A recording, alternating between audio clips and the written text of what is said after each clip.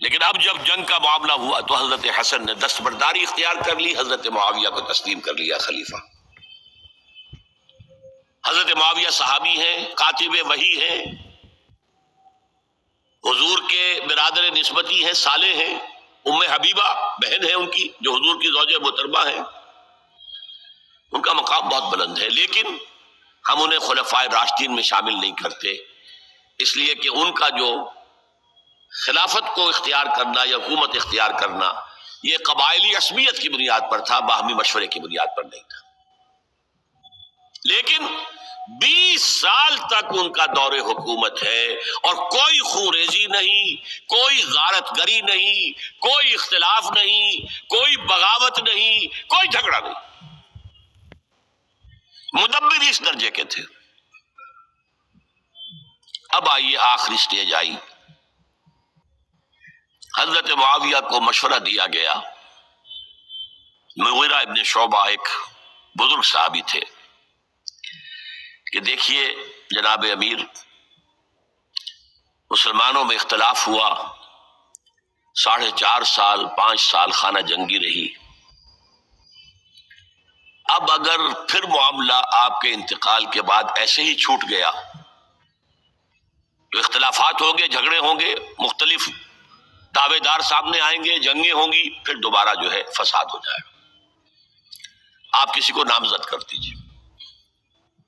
اور پھر مشورہ دیا اپنے بیٹے یزید کو نامزد کر دیجیے۔ حضرت معاویہ ریلیکٹنٹ رہے، لیکن اس کے بعد انہوں نے مان لیا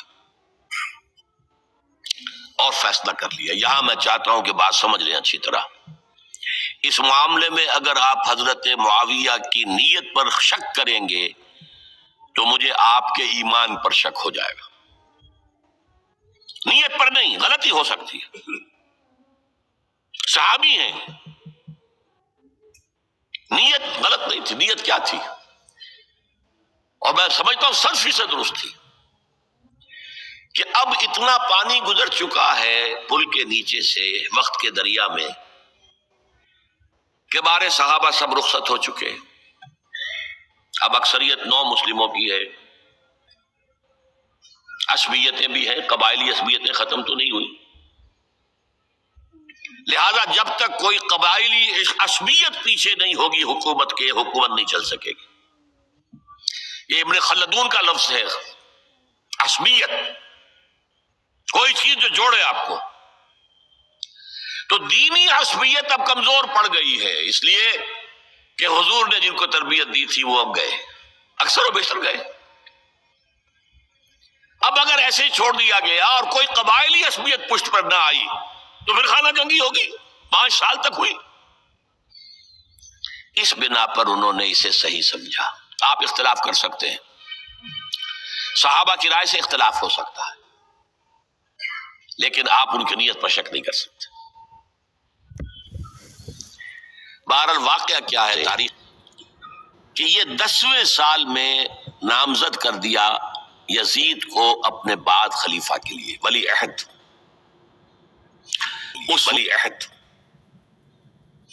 اس وقت تقریباً سب نے بات مان لی سوائے 5 افراد کے۔ وہ 5 افراد بہت اہم تھے، بہت۔ ابو بکر اہم ترین آدمی تھے، ان کے بیٹے عبد الرحمن ابن ابو بکر۔ عمر نمبر 2 تھے، عبداللہ ابن عمر۔ زبیر عبداللہ ابن زبیر۔ عباس عبداللہ ابن عباس، اور حسین ابن علی۔ حضرت حسن کا انتقال ہو گیا تھا۔ اہل تشیع کا کہنا یہ کہ زہر دیا گیا، واللہ عالم، میں کچھ نہیں کہہ سکتا، میں کوئی تاریخ کا محقق اس معنی میں نہیں ہوں، میں موٹی موٹی باتیں جانتا ہوں۔ بہرحال انتقال ہو گیا تھا، 5 آدمیوں نے نہیں مانا، لیکن دیکھیے یہ تھی تدبر کی بات حضرت امیر معاویہ کی۔ کوئی دباؤ نہیں ڈالا، کوئی جبر نہیں کیا، کوئی کسی کو نقصان نہیں پہنچایا کہ نہیں مان رہے تو یہ کر دیں، نہیں۔ دیکھیں گے جب وقت آئے گا۔ جب وقت آیا حضرت معاویہ کے انتقال کے بعد، اب ایک صاحب جا چکے تھے حضرت عبد الرحمن ابن ابی بکر فوت ہو چکے، اب 4 رہ گئے، 3 عبادلہ، عبداللہ ابن عمر، عبداللہ ابن عباس، عبداللہ ابن زبیر، ایک حسین ابن علی رضی اللہ تعالی عنہم اجمعین۔ جب بیعت ہو گئی یزید کی تو اب ان کے درمیان اختلاف ہوا۔ یہ بات اچھی طرح سمجھ لیجئے، تاریخی حقائق، موٹے حقائق کو چھوڑ کر باریکیوں میں جب پڑھتے ہیں تو معاملہ غلط ہو جاتا ہے۔ موٹے حقائق کو سمجھیے، جیسے کہتے ہیں میکرو اکنامکس اور مائکرو اکنامکس۔ میکرو ہسٹری جو ہے، 2 ایک طرف ہو گئے، 2 ایک طرف ہو گئے۔ عبداللہ ابن عباس کی رائے ہوئی کہ اگرچہ یہ غلط کام ہوا ہے، یہ قیصر و کسریٰ کی سنت پر عمل ہو رہا ہے، لیکن یہ ایسی بڑی بات نہیں ہے کہ خون ریزی شروع کر دی جائے اور امن و امان ختم ہو جائے۔ یہی بات عبداللہ ابن عمر کی ہو گئی، یہ 2 تو ایک یکجا ہو گئے۔ مصلحت کہہ لیں جو بھی سمجھے، لیکن نیت پر حملہ نہیں کر سکیں گے آپ۔ دیانتاً انہوں نے یہ سمجھا کہ اب جب کہ ہو گیا معاملہ تو ٹھیک ہے، حرام مطلق تو کہیں نہیں لکھا ہوا قرآن کے اندر کہ بیٹا نہیں ہو سکتا، کہیں نہیں لکھا ہوا۔ بہرحال ان 2 کی رائے یہ ہوئی کہ اگرچہ کام غلط ہے لیکن اتنا غلط نہیں ہے کہ اس کو چیلنج کیا جائے اور اس سے جو ہے خانہ جنگی شروع ہو جائے اور فساد شروع ہو جائے۔ 2 کی رائے یہ ہوئی کہ نہیں، we have to challenge it come what may۔ عبداللہ ابن زبیر، حسین ابن علی رضی اللہ تعالی عنہما یا عنہم، تو یہ 2 علیحدہ۔ ان 2 میں اب اختلاف ہوا۔ عبداللہ ابن زبیر کی رائے یہ تھی کہ یہی مقیم رہو مکے میں، حجاز میں، مکے اور مدینے میں، یہاں سے ریزسٹنس موومنٹ ہم شروع کریں گے، کیونکہ یزید کی خلافت تو دمشق میں تھی، بہت دور۔ حضرت حسین کو خطوط آ رہے تھے کوفے سے، کوفہ حضرت علی کا صدر مقام رہا تھا، اور جن سبائیوں نے فتنہ پیدا کیا تھا حضرت عثمان کے خلاف وہ بھی وہیں آباد تھے۔ انہوں نے خطوط کا تاغہ باندھ دیا، آپ آئیے ہم آپ سے بیعت کریں گے اور کھڑے ہوں گے اور مقابلہ کریں گے اور اس یزید کی حکومت ختم کریں گے۔ ڈاک کے تھیلے بھرے ہوئے حضرت حسین نے فیصلہ کیا کوفے جانے کا، بہت روکا۔ عبداللہ ابن عباس بہت ان سے بزرگ تھے عمر میں، اور ویسے بھی ایک اعتبار سے نانا تھے، ایک اعتبار سے پردادا تھے حضرت عبداللہ ابن عباس۔ حضور کے چچا زاد بھائی تھے تو نانا ہو گئے کہ نہیں، حضور نانا تھے کہ نہیں، اور حضور کے چچا تھے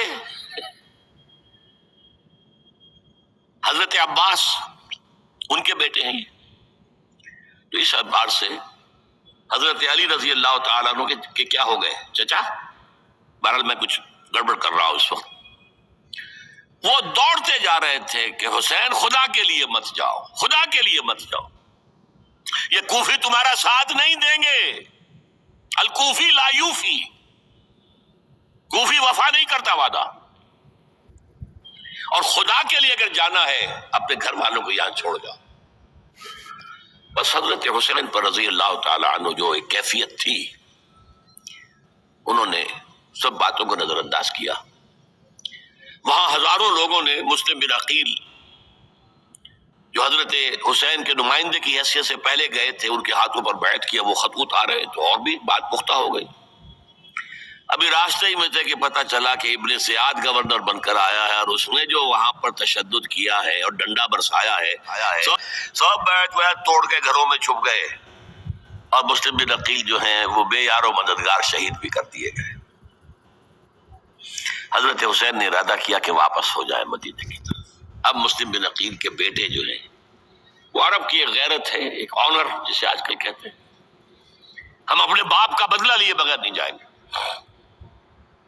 اور حضرت حسین کی شرافت اور مروت، یہ لوگ میرے ساتھ آئے تھے نا، میرا ساتھ دے رہے تھے، اب میں ان کا ساتھ کیسے چھوڑوں۔ بہرحال وہ حادثہ فاجعہ ہو کر رہا، اور اس میں سب سے بڑا سبب جو بنا ہے وہ میں چاہتا ہوں جس کی طرف کسی کی نگاہ نہیں گئی۔ افسوس یہ ہے کہ میرا اس پر جو کتاب چاہے سانحہ کربلا وہ آؤٹ آف پرنٹ تھا. کوشش تھی کہ آج یہاں وہ پیش کیا جاتا. مختصر ترین، لیکن آپ دیکھیں گے کہ کلیئر ہو جاتی ہے ہسٹری. 2 کتابچے ہیں. شہید مظلوم، میرے نزدیک مظلوم ترین شہید حضرت عثمان رضی اللہ تعالی عنہ، اور سانحہ کربلا، بہت بڑا سانحہ، اس میں کوئی شک نہیں. حضرت حسین کا صبر اور مثابرت اور استقلال اور شجاعت، یہ مثالی ہیں تاریخ کے اندر. اپنے سامنے جو ہے اپنے ایک ایک کر کے چراغ گل ہو رہے ہیں. خاندان سارا ختم ہو رہا ہے، شیرخوار بچے شہید ہو رہے ہیں. وہ تو ایک بچہ بیمار تھا، حضرت علی بن حسین زین العابدین رحمت اللہ علیہ، وہ بچا ہے. لیکن اصل میں شرافت اور مروت جو ہے وہ بسا اوقات اپنی شرافت کی وجہ سے مار کھا جاتی ہے. حضرت حسین سے میرے نزدیک یہ ایک اسٹریٹجک مسٹیک ہوئی کہ جب کوفیوں کا لشکر سامنے تھا تو وہاں کھڑے ہو کر ایک ایک کا نام لے گا، فلاں ابن فلاں، کیا تم نے مجھے خط نہیں لکھا تھا؟ اے فلاں ابن فلاں، کیا تم نے مجھے خط نہیں لکھا تھا؟ سب کے راز فاش کر رہے ہیں. اور دیکھو یہ میرے پاس یہ تھیلے بھرے ہوئے تمہارے خطوں کے موجود ہیں، تم نے مجھے بلایا اور میں آیا.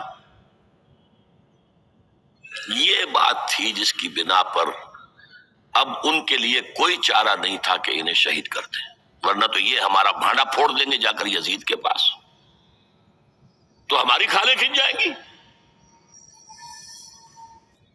یہی وجہ ہے کہ حضرت حسین نے 3 آفرز کی. مجھے واپس مدینے جانے دو، نہیں. مجھے یزید کے پاس جانے دو، نہیں. مجھے کہیں اسلامی سرحد پر بھیج دو، میں وہاں پر کافروں سے جنگ کرتے ہوئے زندگی ختم کر لوں گا، نہیں. ہیئر اینڈ ناؤ بیٹھ کرو. یہ حضرت حسین کی شرافت، غیرت، حمیت، مروت اس کے خلاف تھا. لہذا انہیں شہید کیا گیا اور پھر خیموں کو آگ لگائی گئی. یہ نوٹ کیجئے کیوں لگائی گئی. اگر تو یہ غصے اور انتقام میں اور وینجینس میں ہوتا تو حضرت علی بن حسین زین العابدین کو بھی شہید کرنا چاہیے تھا، نہیں کیا. اگر یہ اس طرح کا معاملہ ہوتا تو خواتین کی بے حرمتی ہوتی، نہیں ہوئی. یہ خیمے کیوں جلائے؟ تاکہ وہ جو ایویڈنس ہے وہ ختم ہو جائے. ہمارے خلاف یہ جو ڈاکومنٹری پروف لیے پھر رہے ہیں، خیمے جلیں گے اور یہ تھیلے بھی جل جائیں گے اور یہ خود بھی جل جائیں گے اور ہم بچ جائیں گے. یہ ہے میرا تجزیہ. بہرحال اس میں کوئی شک نہیں کہ تاریخ انسانی کے عظیم حوادث میں سے وہ ہے، اور میرے نزدیک حضرت حسین رضی اللہ تعالیٰ عنہ کا اختلاف کر سکتا ہے، جو چاہے کرے.